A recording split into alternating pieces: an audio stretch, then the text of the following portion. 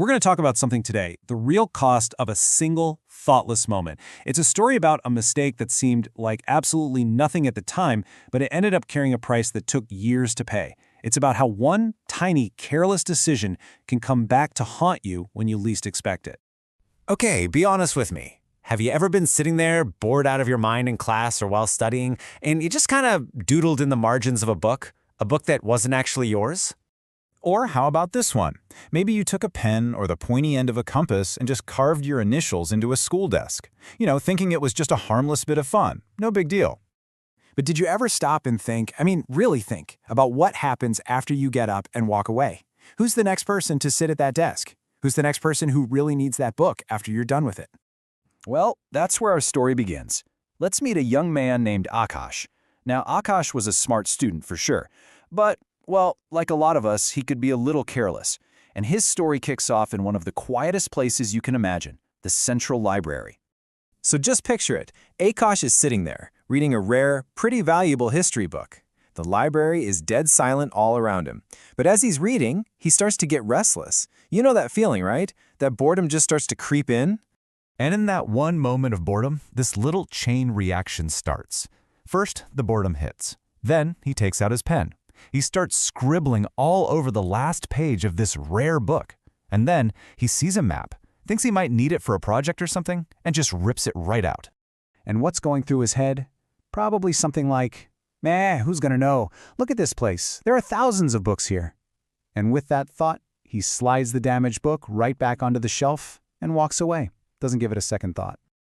All right, now let's hit the fast forward button. We're jumping 3 years into the future. And Akash is no longer that bored student. He's a completely different person. He's serious, he's focused, and his entire future is now on the line. So 3 whole years go by. Akash has totally changed. He's got new goals, he's way more focused. But that book he damaged, it's just sitting there, on that same shelf, waiting. See, he's studying for one of those huge, high-stakes competitive exams, the kind of test that can literally make or break your entire career. He is pouring every ounce of energy he has into this one thing. And of course, it all comes down to this. There's one critical question he just can't find the answer to. He knows the information is out there, but he finds out it's only in one place. A very specific and very rare history book. I think you see where this is going, right? His frantic search for this answer leads him right back to where this whole story started, the Central Library. He rushes in, heart pounding, just hoping he can find that one book. And he does. He finds it, the exact same book. Can you just imagine that huge wave of relief washing over him? He's got it. The answer is right here in his hands. He quickly flips to the page he needs, and his blood runs cold. The page is a complete mess. It's just covered in some thoughtless scribbles, and the text underneath is totally unreadable. And that essential map, the one with the details he so desperately needs, it's been ripped out. The information is gone. Forever. And right there, in that one moment, it all comes crashing down. The carelessness of his past has just collided head-on with the ambitions for his future. The devastation is just absolute. Now, check out the tragic irony here. It's kind of perfect. 3 years ago, he was the vandal. Today, he's the victim.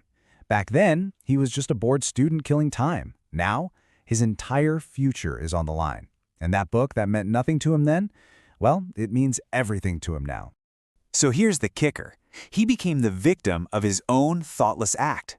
He had sabotaged his own future without ever even realizing it.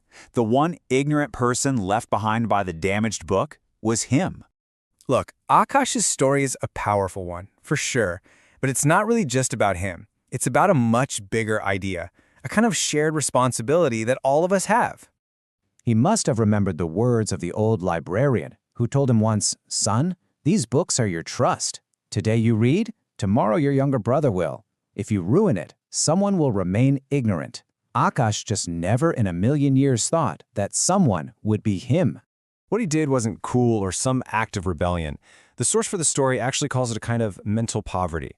It's this mindset where we destroy shared resources simply because we forget that we're all part of a community. We forget that what we use today, someone else might desperately need tomorrow.